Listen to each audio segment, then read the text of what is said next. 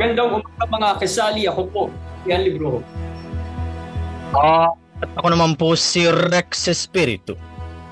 At ito ang DZUP Balita ngayong Biyernes, May 30, 2025.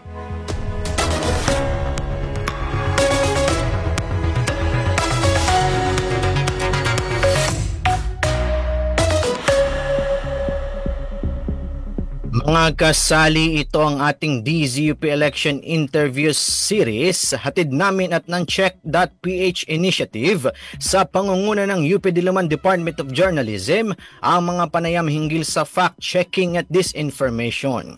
Ngayong umaga mga kasali, magkakaroon tayo ng post-election information analysis.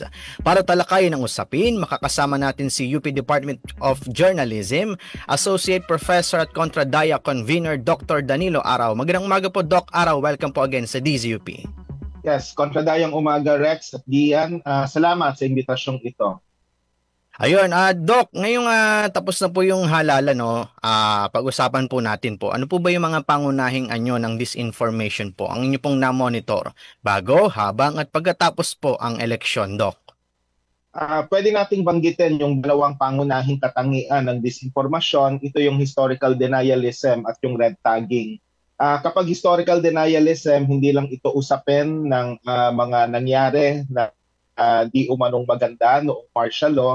In fact, yung martial law hindi masyadong napag-usapan ngayong election cycle, pero yung aspekto ng historical denialism dito has to do with the war on drugs noong panahon ni Rodrigo Duterte, na ngayon ay alam nating inaresto at kasalukuyang nakakulong sa The Hague, sa the Netherlands. At dito, makikita natin na maraming denialist in the sense na sinasabi nila na nakabuti raw yung war on drugs at mahusay daw yung pamumuno ni Duterte nung nanunungkulan pa siya. At ito yung pangunahing batayan kung bakit daw dapat suportahan yung mga inendorso niyang kandidato, yung tinatawag na Duterte. Ngayon, yung isa pang forma ng disinformasyon na sa tingin ko ay napakaseryoso dahil ito yung masasabing pinakamataas na forma ng disinformasyon, ito ay ang red tagging. Kasi yung red tagging, talagang pwede kang maaresto, pwede kang makulong, at pwede ka ring mapatay. Malala ngayon ang red tagging kasi mismong ang COMELEC ay ni-red tag ng isang government agency na hindi pinangalanan ni Chairperson George Garcia. Dahil ito sa bagong guidelines na inilabas against gender discrimination at yung tinatawag na anti-labeling, kasama na yung red tagging sa mga aktivista, sa mga kandidato at sa mga taga-suporta niya. Matindi yung red tagging kasi kahit sa kontradaya, ito yung pinakamaraming reklamo na nakuha namin noong panahon ng kampanya. Doc, itong disinformation at historical denialism at red tagging po na nabanggit po ninyo, no? Sa tingin po ninyo, Doc, ito ba'y orchestrated ka? Kumbaga, Doc, sa tingin ba ninyo state is sponsored dito o may nagpupondo ba rito ng private individual o mga grupo, Doc? Okay, magandang tanong yan. Posible yung state sponsorship dahil batay sa aming monitoring din, may mga sa social media halimbawa, may mga nagsishare ng mga disinformasyon, lalo na yung red tagging mula sa mismong official social media account ng PNP o ng AFP, at saka minsan kahit yung mismong mga sundalo at saka mga pulis sa kanilang mga personal na account ay naglalabas din sila ng disinformasyon, lalo na yung red tagging. Siyempre, wala namang direct order mula sa palasyo halimbawa na sinasabi, sige, i-red tag natin lahat ng mga tingin natin ay kaaway ng estado. Walang ganon, walang direktang order, pero makikita natin yung ilang elements ng state sponsorship sa pamamagitan ng ganitong klaseng ebidensya. Pero meron din siyempre inisyatiba yung mga taga-suporta ng mga kung sino-sino para mang-red tag. Kaya masasabi natin na merong individual na inisyatiba, yung ilang mga individual at mga grupo na talagang wagas kong mang-red tag, pero nandyan din yung elemento ng state sponsorship. Kasi tandaan natin, yung red tagging hindi na bago yan. Pero yung normalisasyon at institutionalisasyon ng red tagging ay nangyari nung ma-establish yung NTF-ELCAC, yung National Task Force to End Local Communist Armed Conflict noong panahon ni Duterte.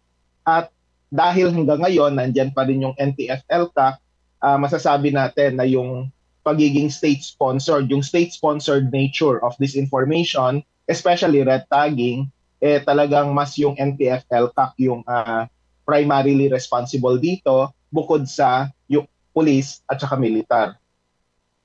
Mm.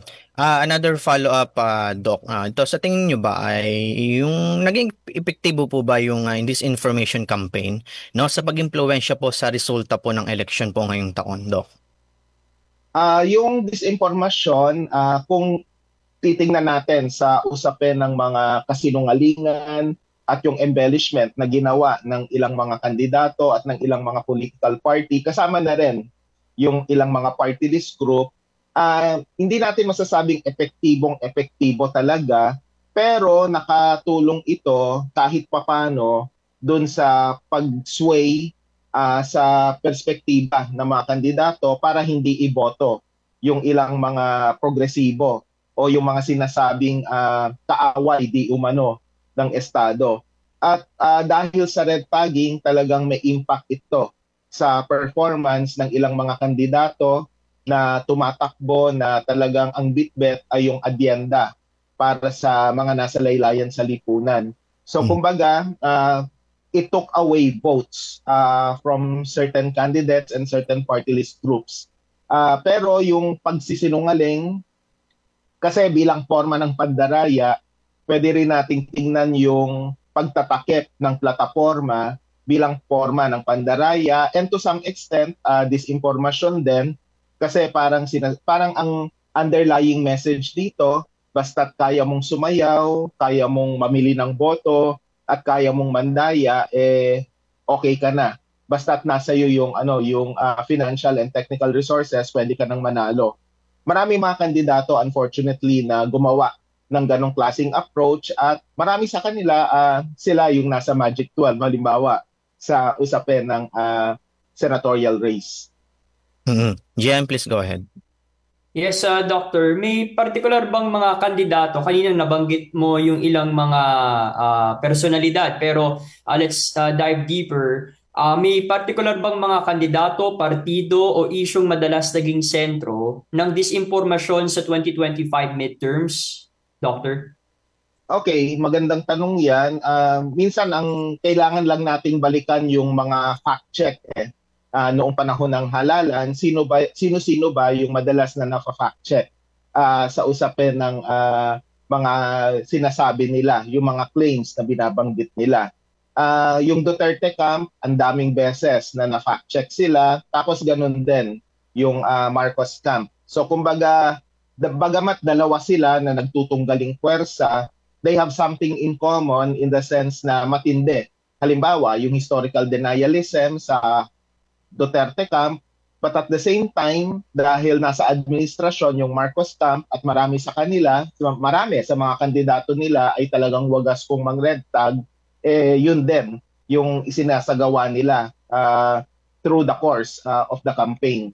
Siyempre, yung red tagging sa bahagi ng mga kandidato, inaasahan naman natin medyo low-key ng konti yan Hindi kasing tindi ng ginagawa ng NTF-ELCAC o ng pulis o ng militar, pero nangyayari pa rin ang mga ito. Doc, punta po tayo sa mga plataforma, no? Paano po ba ginagamit ito, yung social media po, para palaganapin ang disinformation, at paano ito nagbago kumpara po sa mga nakaraang eleksyon, tulad po nung nakaraang election 2022, Doc? Siyempre yung social media through the years talagang na-weaponize naman yan para sa disinformasyon. Pero siyempre, the other side of it, kaya ring ma-maximize yan for fact-checking and for truth-telling in general. Kaya lang, ang medyo kakaiba ngayon, syempre, sa pag-unlad ng teknolohiya, umuunlad rin yung extent ng weaponization ng ganong klaseng teknolohiya. Matindi yung paggamit ng mga deepfake, may mga nabiktima na mga progresibong kandidato na di umano may mga video na talagang incriminating yung content pero hindi pala totoo. So nangyari yan sa pamamagitan ng deepfake. Tapos with generative AI, maraming mga na-generate na mga quote cards at saka ilang mga social media graphics na talagang akala mo totoo pero hindi pala. Nabiktima diyan yung ilang mga party list group na halimbawa a few days before the election sinabi na disqualify daw, kesyo sila raw ay hindi na eligible para tumakbo sa halalan. This is nothing new by the way kasi naalala ko nung 2022 elections may ganun din kaming na-monitor. In fact, COMELEC resolution pa nga yung di umanong inilabas, lehitimo yung pirma ng mga COMELEC commissioner pero yung nilalaman naman hindi. So hindi na siya bago pero may konting pag-unlad. Kung dati medyo obvious na peke, ngayon obvious pa rin na peke dahil sa nilalaman pero hindi mo masisisi yung taong bayan kung medyo madadala sila kasi mas sophisticated na yung pamamaraan ng delivery ng information at saka minsan pa nga hindi lang mismong COMELEC logo or COMELEC materials ang ginagamit para mameke, minsan kahit mga lehitimong news media organization na may mataas na antas ng credibility, yung kanilang mga logo, yung kanilang forma ng mga quote card ginagamit na rin at nagmumukhang totoo kasi nga mas sophisticated na yung teknolohiya ngayon kumpara noon. Doc, just a follow-up. Bukod po ba sa social media, laganap din po ba yung mga ganitong disinformation sa TV, radyo o dyaryo, Doc? Minamonitor po ba kayong ganito? Yes, definitely. Sa radyo, sa TV. Actually, kahit sa printed matter yung mga, kung lalabas ka physically, makikita mo yung ilang mga tarpaulin at saka yung ilang mga campaign paraphernalia, ginagamit nila bilang forma ng disinformasyon at saka minsan nga paninirang puri pa minsan nakalagay talaga wag iboto ang mga teroristang ito tapos nakalista yung mga sinasabing di umanong terorista. Minsan nga kahit sa sako lang yung parang isusulat lang doon na kunwari ginawa ng mga concerned citizens pero sa totoo lang alam naman natin na ito ay taktika noon pa, bahagi ito ng CYWAR ng mga state agencies, particular ng NTF-ELCA, yung police, at saka pati na rin yung militar. At ito rin yung medyo nakapanlulumo or disappointing sa bahagi ng COMELEC. To be fair, masipag sila sa pag-i-issue ng show cause orders against candidates na merong ginagawang sexist language, okay naman yon. Yung mga nag-e-engage sa vote buying, okay din yon. Tapos yung sinasabing nang-aabuso ng state resources, definitely okay yung tatlong yon. Pero ang hindi okay, yung sitwasyon na parang ang dami-dami nang nagre-reklamo na mga kandidato at taga-suporta na nire-red tag sila, marami ng sulat na nakuha at complaint na nakuha yung COMELEC, pero walang masyadong aksyon hinggil dito. Totoo naman, mahirap i-trace, lalo na kung walang mag-aako ng responsibilidad. Pero, pwede namang mag-imbestiga yung COMELEC at isa publiko yung proseso ng investigasyon na ginagawa. At saka, may ideya yung COMELEC kung sino yung nangre-red tag. Alam nyo kung bakit? Kasi kahit sila mismo ni-red tag din. Nakakuha sila ng sulat sa isang government agency na sinabi nga ni Chairperson George Garcia na merong implied red tagging dahil dun sa inilabas nilang guidelines at siya mismo ang nagsabi na ang COMELEC ay nire-red tag. Pero ano ginawa nila? Parang nireceive lang yung liham, parang yung liham na mga pinapadala namin sa COMELEC, sinisin zone nila. So ito namang seryosong alegasyon ng red tagging, nasi-sin zone din. Hindi katanggap-tanggap yon.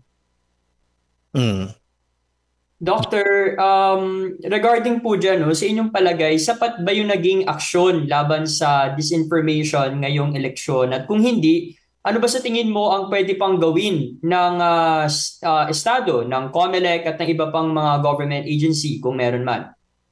May fundamental na problema sa ilang mga government agencies ngayon sa usapin ng fact-checking o ng disinformation. Kasi parang medyo awkward na we expect too much from certain government agencies na sila mismo yung promotor ng disinformation. So, ang pinaka-fundamental diyan, they should clean up their acts, they should look at their own backyard, so to speak, at ayusin yung kanilang mga mekanismo para pawang katotohanan lang yung kanilang ide-divulge sa publiko. At pinaka-basic diyan talaga yung abolition ng NTF-ELCAC. There's no question about it. That is non-negotiable. Kasi red tagging can never be acceptable under certain circumstances. Kasi by itself, disinformation yun eh. Para mo na rin sinabing pwede tayong magsinungaling under certain circumstances. Eh hindi naman yan usapin ng white lie lang eh. Usapin ito ng buhay at kabuhayan at seguridad ng mga tao. Kahit government media, may ganun ding tendensya sa usapin ng red tagging kasi kadalasan kino-quote nila yung official sources na engaged sa red tagging and disinformation. Ang COMELEC, matindi ang atraso nito sa taong bayan, lalo na dun sa pag-explain. Medyo mahabang usapin to, pero yung in-install na version kasi ng software dun sa automated counting machine, hindi ito yung dumaan sa technical evaluation, pero may fact check siya na ginawa 3 beses yung fact check niya. Yung unang fact check sinabi nagre-label or nagre-brand lang. Yung ikalawang fact check na ginawa hindi raw kailangang dumaan sa technical evaluation na international level kasi dumaan naman daw sa source code review. Tapos yung ikatlong fact check dumaan pala sa technical evaluation itong version ng software na in-install.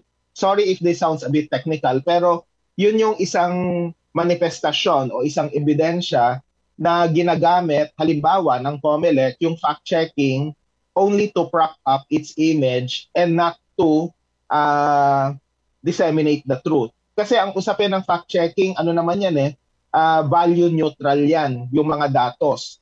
Value neutral in the sense na tayo nagpa-fact check para ilahad ang katotohanan kahit na ito ay nakasasama o nakabubuti sa imahen ng mismong ahensya. Kasi ang news media organization, self-correcting yan Kung may pagkakamali, aaminin.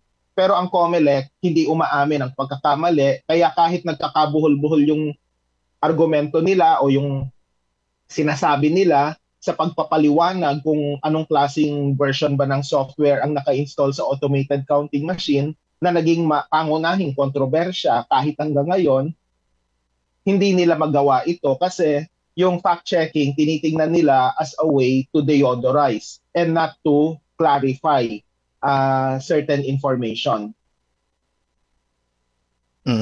Ito Doc, sa dami po ng peking impormasyon, no? Paano ba natin matutulungan yung karaniwang botante po para mas maging mapanuri at mapagmatsyag po sa panahon po ng eleksyon at sa pang-araw-araw po nilang buhay, Doc? Siyempre yung kultura ng fact-checking dapat palakasin at maganda na yung Check PH at saka yung iba pang inisyatiba sa fact-checking ay nagpapatuloy even beyond the elections. Magandang pangunahing simulain yan. Pero dapat yung mga news media organization on their own talagang may gagawing ganito. At saka syempre, mas patibayin natin yung mga critical commentary at yung mga investigative report para mas mapalalim yung diskurso. Hindi pwedeng puro hindi naman natin sinasabing masama ang mga balita, pero nagko-complement kasi sa mga balita, sa mga lakalain, sa mga editorial, yung mga investigative report. Pag pinagsama-sama mo lahat ng mga output na ito, mas magiging critical yung mindset ng mga tao. At yun yung gusto nating i-develop na audience. Hindi yung tinatawag na passive audience, kundi yung critical mass of audiences. Mahalaga siya. Kaya yun yung dapat na maging hakbangin talaga sa media. Pero hindi sapat yung fact-checking. Dapat i-call out din yung mga social media platform kasi napaka-untenable ng sitwasyon na parang community notes model na lang yung gustong gawin, lalo na ng Facebook at saka ng X, formerly Twitter. Dapat yung third-party fact-checking ay palakasin across different platforms. Ang Meta kasi ayaw na nitong gawin yung third-party fact-checking sa Estados Unidos. patay sa nakaraang pagdinig sa Kongreso, may commitment na itutuloy pa rin yung fact-checking na sa Pilipinas at sa iba pang bahagi ng bansa. Pero hindi natin alam kung magtatagal ba ito at lalong hindi natin alam kung palalakasin pa ba ito. Ang problema sa mga social media platform kasi masyadong nagdedepende sa algorithm to flag certain di umanong misleading content. Kaya lang problematic kung masyado kang magdedepende sa algorithm or kahit sa artificial intelligence for that matter kasi mahalaga pa rin yung element ng human intervention. Lalo na at nagiging sophisticated na yung pamamaraan ng disinformation. Baka mamaya pati satire ma-flag bilang disinformation, satire is a legitimate piece of journalistic output. Halimbawa, Doctor, ganang kasama na rin namin kayo. Outside this information, anong mga malalaking issue ang kinaharap ng nakaraang eleksyon hinggil sa integridad ng eleksyon? Kanina nabanggit mo yung tungkol sa ginamit na source code. Ano pa ba yung mga naging issue na naobserbahan nyo, Doctor? Well, talaga namang yung disinformation isang pangunahing salik yan. Pero bukod pa rito, nandyan pa rin yung iba't ibang forma ng pandaraya. At ang pangunahing talaga rito yung vote buying. Medyo kakaiba at masasabi nating mas lumala ang bilihan ng boto ngayon. Sa aming dokumentasyon, magugulat ka 16,000 na ang presyo ng isang boto. Kada botante, 16,000 na yung pinamimigay sa isang bahagi, sa isang rehiyon sa ating bansa. At ang nakakagulat dito, party list group yung involved sa pamimigay ng ganito kamahal na boto. Bakit nangyayari ang vote buying? Kasi namamayagpag yung mga mayaman at makapangyarihan sa ating election system. At dito talagang yung mga dinastiya talagang kailangang matukoy na sila yung pangunahing responsable rito. Kasi yung mga kandidato o party list group na nasa laylayan ng lipunan, they are less likely and least likely to be engaging in vote buying and other forms of cheating kasi wala naman silang sapat na financial resources tapos mamimili pa sila ng boto. So it really doesn't make sense. Kaya talagang namamayagpag yung mga dinastiya sa kasalukuyang halalan at sa aming pag-aaral kahit yung party list system, yung mga party list group, mahigit kalahati sa kanila talaga na-flag namin na hindi nagsisilbi sa interes ng mga nasa laylayan ng lipunan at mayorya ng na-flag namin ay talagang mula sa mga tinatawag nating political dynasty. Sa mismong araw ng halalan, makikita natin yung kahinaan sa ating automated election system kasi yung mga aberya sa automated counting machine, halatang halata talaga. In fact, nung nagsimula ito noong 2010, naalala ko ang pangunahing issue, overheating o yung mga aberya, yung pagloloko ng AC ng mga count ng mga makina. Hanggang ngayon ganun pa rin. At ang medyo nadagdag ngayon, may overheating na, may overvoting pa. Kasi iba yung sensitivity threshold ngayon ng mga makina. Kaya kahit simpleng dot lang o simpleng smudge sa loob ng bilog, parang ano na yan binibilang na siya bilang boto. Kaya may mga kaso na yung lumalabas sa resibo, hindi yun yung binoto mo talaga. Kumbaga nadadagdagan. Halimbawa, nag-undervote ka sa senatorial race, let's say siyam ang binoto mo, naging 12 yung lumabas dun sa voter receipt. Tapos ganun din sa party list, isa lang yung sinedan mo pero nag-overvote ka kasi may konting smudge dun sa bilog ng ilang mga party list group na hindi mo binoto. So yung mga ganong klaseng aberya, hindi yun katanggap-tanggap, and in fact yung overvote by as much as 1.4 million, seryoso po sa pinto, lalo na tightly contested yung ilang mga races natin, hindi lang sa local level, kahit sa senatorial level, ilang daang libo lang naman yung kanilang pagitan minsan, di ba? Kaya pag titingnan mo yung overvote na by as much as 1.4 million voters yung apektado, matindi yan. Tapos syempre yung violence, election-related violence, ang kababahala rin na nagpapatuloy pa rin ito, yung nangyari sa Datu Odinsin Suwat nung election day, let's remember, more than 80,000 voters yung apektado dun sa delay dahil sa tensyon na nangyari nung umaga ng May 12. So wag din natin kalimutan yon kasi lalo na sa local races na napaka-tightly contested ng mga ng labanan ng mga kandidato, 80,000 can make a big difference to determine kung sino talaga yung nagwagi. Kaya sa pangkalahatan, talagang may duda tayo sa resulta ng halalan. Kasi nga, maraming question na sa bahagi ng mga botante kung nabilang ba talaga o hindi yung kanilang boto at kung bakit nagpapatuloy yung iba't ibang forma ng pandaraya. Ito Doc, bilang huli na lang po, ano po ba yung mga susunod na hakbang ng kontradaya matapos po ang halalan ngayong taon? Hindi natatapos syempre yung gawain sa kontradaya. Excuse me. Sa totoo lang, nung sumali ako noong 2016, akala ko after election babalikan na sa dati mong trabaho and then magre-regroup na lang kayo pa 3 years later pag malapit na yung halalan. Pero ngayon, dahil election mode na talaga yung marami sa mga politiko natin, lalo na yung mga nasa kapangyarihan, 2025 pa lang ngayon pero nasa new cycle na kung ano yung mangyayari sa 2028, talaga magpapatuloy pa rin yung existence. Hindi lang ng kontradaya, kundi ng iba pang mga election watchdog. So ano ang gagawin sa mga susunod na taon?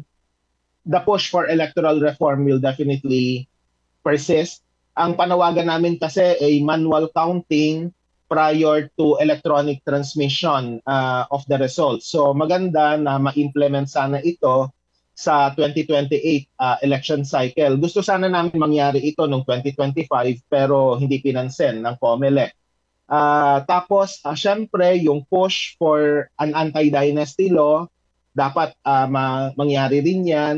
And then, syempre, yung reforma sa ating Party List System Act of 1995, dapat talagang bumalik tayo at i-reaffirm yung layunin ng Party List Law na ito ay dapat para sa mga nasa laylayan sa lipunan. Hindi dapat ito gawing palaruan o parang teritoryo lang ng mga nasa kapangyarihan, lalo na yung mga dinastiya at malalaking negosyo. Marami pang reforma na kinakailangan. Siguro at another time, pwede nating pag-usapan pa ng malaliman yung mga specific requirements. Pero yun yung ilan sa mga general trust at saka program na pangako namin gagawin sa mga susunod na taon. Mas maganda po mas mapag-usapan yan sa iba po pong pagkakataon. With that, marami pong salamat sa inyong oras at pagbabahagi. UP Department of Journalism Associate Professor at Kontradaya Convener, Dr. Danilo Araw. Marami pong salamat, Doc. Yes, kontradayang umaga sa lahat.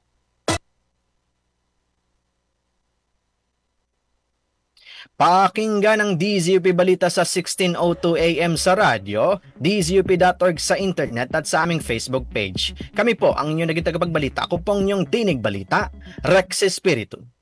At sa ngalan ng aming kasamahang sina Yam Tolentino at Cindy Navarrete at ng aming program director na si Shaw Martinez at station manager na si Ivy Claudio. Ako po, si Gian Librojo. Magandang umaga mga kasali padayon. Happy weekend.